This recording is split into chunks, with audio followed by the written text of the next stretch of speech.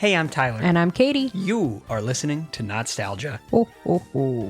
Kate, have you ever seen the Rankin-Bass Animagic stop-motion special called... Can you even think of one we haven't watched before I even ask? Leprechaun's Christmas Gold. We have not watched that, but we are not watching that today. Good. Correct. You are right. That one is I got nothing. He's nipping at your nose. You can feel him in your toes. A shiver and a tear lets you know Jack Frost is here.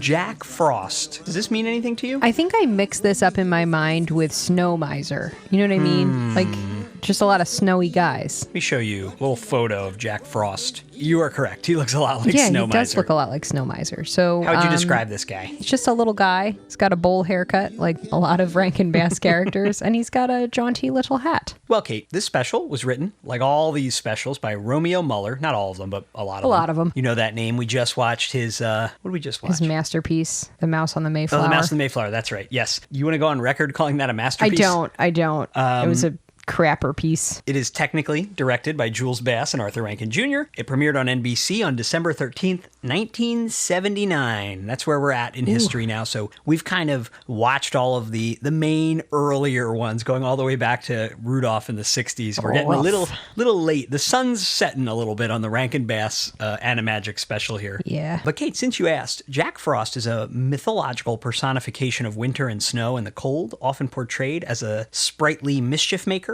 And why would he do that? What do you mean? Why would he be so sprightly? He's like, oh, I'm going to make old ladies slip. Hee hee. I was thinking more like he's going to make people freeze to death. I like your version where it's a little, not that That's old not ladies nice. slipping is silly, but. It's not nice when old people slip. When young people slip, though, hilarious. Oh, it's that. Anyone under 35, great. What's that news clip that we watch sometimes when we watch our winter fail compilations? That's like the newscast is interviewing runners who are running on the ice. Like it's an icy day and they're like, isn't it a little dangerous to run? And the runner's like very pompous and is like, oh no, it's actually the best time to run. And then they immediately slip and fall in the background. Reveals a lot about us that we watch fail compilations on YouTube, but we do sometimes. It soothes you right before bedtime. It does. I caught up with Chelsea and Michael who were jogging by and were nice to just stop for a quick second. And I said, what are you doing running? And you're saying it was really good out? It's the perfect texture for running. Very low impact on its dry snow, so your feet don't get wet. All right, well, go ahead and keep on the run. I'm sorry to have kept you, but I appreciate you guys talking with us. Stay warm. All right, thanks. We've seen a lot of people out here, like you said, running, sledding, just enjoying it. One thing, oops,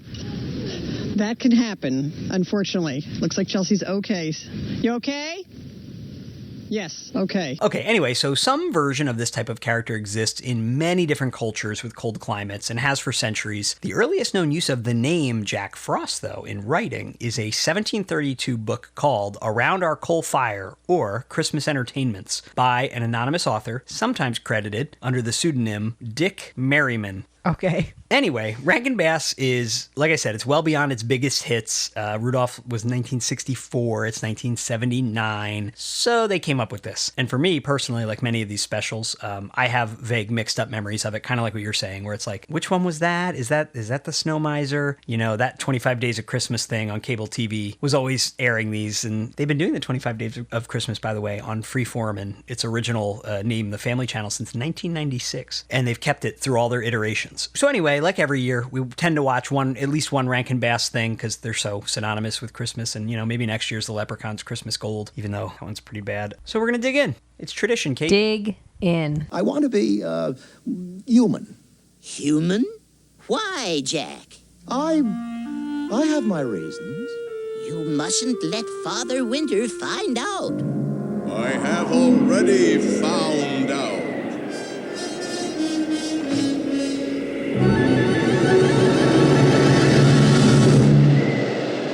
Remember the nuns with the orphanage? That was a good one. That was a good The one. I first liked when that Christmas, little blind child honestly, was around. I kind of am enjoying these ones that are not quite as well known. Get your JV squad up off the bench. Oh, I forgot to tell you who narrates. You're never going to guess. Actually, I think you could guess. Bing Crosby. No. Danny Kaye. No. Who are the other drunks? Frank Sinatra. No. It's not even a fun guessing game. We've seen this man in a movie during Cool Sheet Classics. Mickey Rooney. Nope, keep going. that. I don't want anyone but Mickey Rooney. During this year's Cool Sheet Classic. Oh, no, Mickey Rooney was both He years. was. You're right. Mickey Rooney's You're gonna eternal. have you going to have a Mickey Rooney movie for next year's Dick Cool Van Sheet Dyke. Classic? No, that's a good guess. Oh. I wish. I saw a headline that like popped up on my phone the other day, and it said something about Dick Van Dyke, and I was like, oh my god, if Dick Van this Dyke is dead, I He's don't want to done. live anymore. But it was like Dick Van Dyke's still alive. They do that every day, I think, that headline. It's Buddy Hackett. Buddy Hackett. He's going to be a good narrator. Is he? Come on. When did I see that in a Cool Buddy Sheet Hackett. Classic? He's Herbie the Love Bug. Oh yeah, I always want to call him Tennessee Williams, but that's not That correct. was Tennessee Ernie Williams Ford from The Mouse on the Mayflower. What? Here's a weird, spoof of Punxsutawney Phil called Pardon Me, Pete. And there's only one groundhog, and his name is Punxsutawney Phil. You Why wouldn't cannot they tell just me use him? Because Punxsutawney Phil is probably copyrighted. You know, By who? Pennsylvania? by Punxsutawney. By the PA Lottery? I just love Groundhog Day so much. All right, so here we are at Punxsutawney Phil's house. Pardon me, Pete's house. You can see it's not even really a Christmas special, you know? Yeah. Here's Buddy Hackett. You can hear him. Kind of looks like Buddy Hackett. That groundhog does look a lot like Buddy Hackett. You know, weirdly, this premiered on December 13th, 1979, even though it takes place on Groundhog Day. Sure. Listen, Groundhog Day is my second favorite holiday. What's your first? Thanksgiving? It's Thanksgiving. Groundhog Day is my second favorite, though. Love it so much. We don't really celebrate, though, for it being your second favorite. We don't really do anything. Oh, I celebrated in my heart. Oh, Jack Here he Frost. is. Jack Frost just zoomed in as a spectral being and pinched that guy's nose. He's nipping at that guy's nose. Ugh. Nobody's ever seen Jack Frost, except for that one time. Buddy Hackett groundhog is really disturbing. Here's a bunch of Rankin-Bass Animagic figurines they've just reused from Kate. special to special. They're frugal. I respect that. Kind of some cool ice-based shots, you know? The animation is fun to watch. I wouldn't make you watch one of these every year. So he's like a ghost. He comes and makes you cold, and then he runs away before you can see him. Sure. You know, I was making fun of how this is later Rankin-Bass, but they have had 20 years to perfect, their technique. All right, so now we're doing a big inflation story. Then you got Kubla Kraus, King of the Cossacks. He also has a steampunk mechanical horse. Oh, he trampled the pumpkins. These peasants are doomed. Done. The dog is so weird looking. I love him. Here's Jack Frost freezing everybody's pumpkins. That's not good. Hope you weren't planning on harvesting these. What? I guess there's a lot of inflation, so then they have to counterfeit money made out of ice. But everyone in town basically agrees that these this ice is coins money. count as money. Put on a jacket, Elisa. She's wandering away. But she's toddling weird. So townsperson Elisa is in love with the concept of frost. Maybe. Also, Elisa's late 70s hair. It's like a shag with Farrah bangs. Fawcett. Very Farrah Fawcett. Big curls. 1.5-inch curls. It's lonely being a weird frost ghost. That's what this song is about. He does have a pretty sparkly tunic and leggings. Now we're looking at a weather map. It's very metaphysical and confusing, whatever's happening here.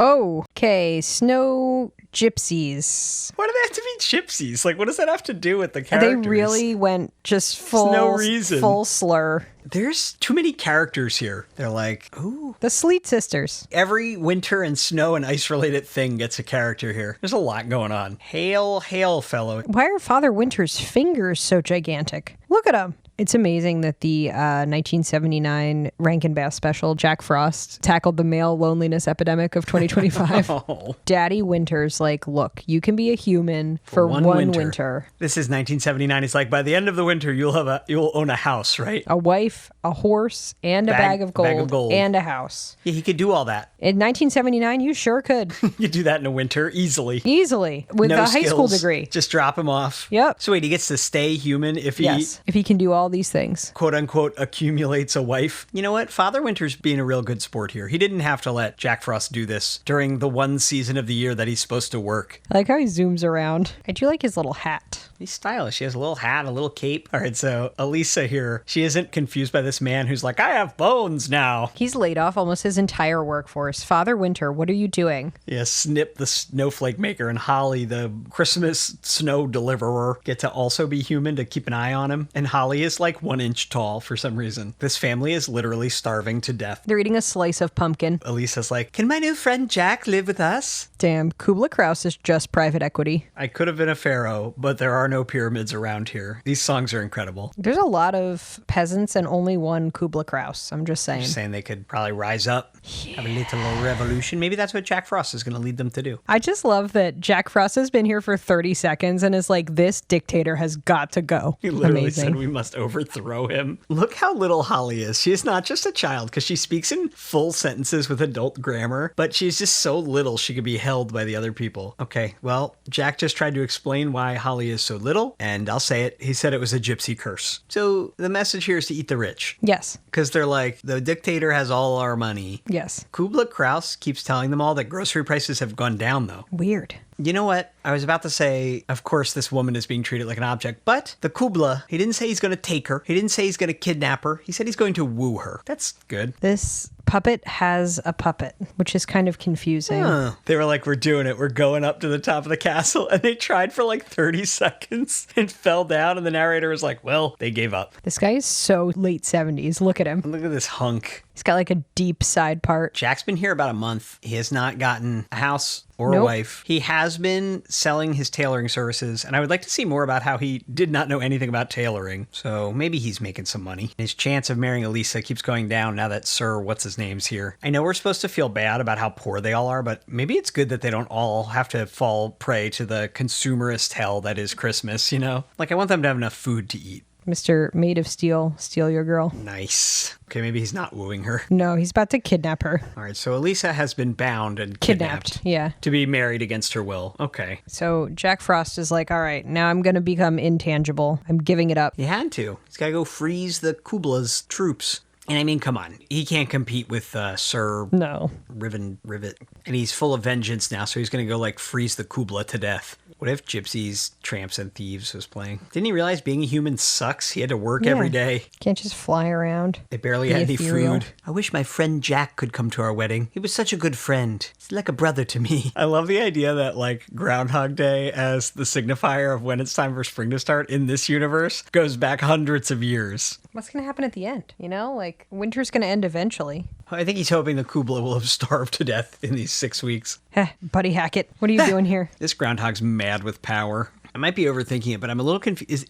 Was it him with Jack Frost? I mean, this is like hundreds of years He's ago. an eternal groundhog. Like, this probably is the 1979 groundhog. So unnecessary, this Groundhog's Day angle. He's human again, and he has exactly 1 hour if he wants to stay human to get a house, a wife, a horse, and a bag of gold again. In 1979, I believe it. The Kubla has just been patiently waiting for everything to thaw out. He hasn't rethought his plan. He's like, great, let's go. Let's kill everyone in the town. I didn't consider he could just kill the Kubla and take over his house and his horse and his gold. Yeah, Lisa's dad's like, she does not love you, Jack Snip. The dad was so real. Love it. I never heard her mention that ever. Meanwhile, Sir Ravenel is a man. Well, whatever happened to Jack Snip? Did he die? Nobody's seen him since the bad winter. Oh, well. Well, all three of them, they assume, died probably, right? Right. Jack. Yeah, the last they were seen, Holly, they were and Snip. Yeah. They climbed around the back of the mountain to climb it and were never seen again. And that's the story of Jack Frost, the story you did not ask for. Yes, sir, that town's troubles were over for good. Jack Frost was sure everything would be happy ever after. Until... You want my daughter's hand in marriage? I only have one daughter. And, well, look for yourself. And would you believe a knight for a son-in-law? The ceremony is at 12 noon, at the first stroke of spring. You're invited, kid. Well, what'd you think there, guy?